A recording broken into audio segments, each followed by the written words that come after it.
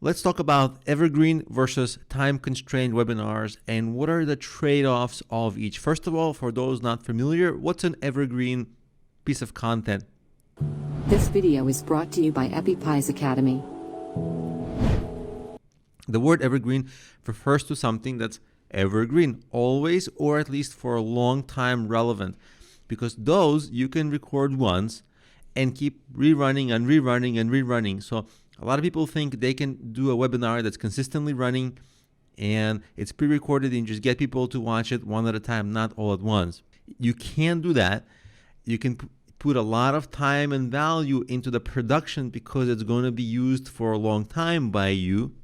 And if you do the time-based webinars, you can play on the news and new industry developments. For example, if like Google comes out with some new technology and you're trying to get people into that technology course, then you can do that webinar that month, that week.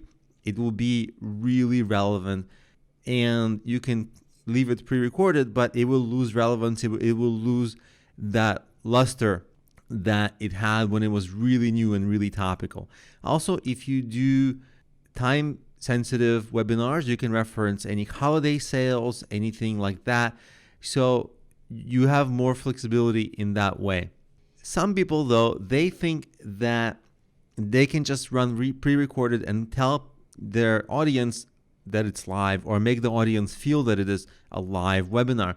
And you don't want to do that. You should not pretend that an evergreen pre-recorded webinar is actually live, because people, they'll either be able to tell outright or they'll be suspicious that you're just deceiving them. And then if they think you're lying, you lose them forever. Once you lose trust, that's it. Nobody's going to buy from you ever. So if you want to do a pre-recorded webinar, it's okay, but you have to let people know that upfront. But keep in mind, people are there for the interactivity, because if you're not there for the interactivity, then your webinar is as good as any kind of a YouTube video or anything pre-recorded that they can just watch it that way. You lose that benefit of being there for the interactivity, for them getting a chance to interact with you. So live ones have higher conversion. For example, Mark, he does them live and he does them on a new topic every time he does one, so that his audience know they shouldn't miss it.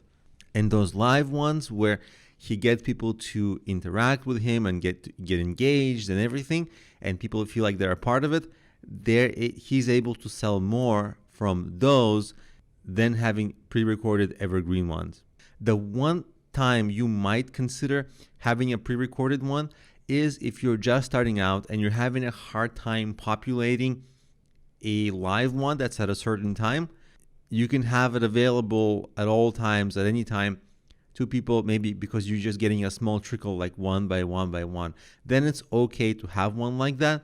But long term, really, you want to be live with your audience.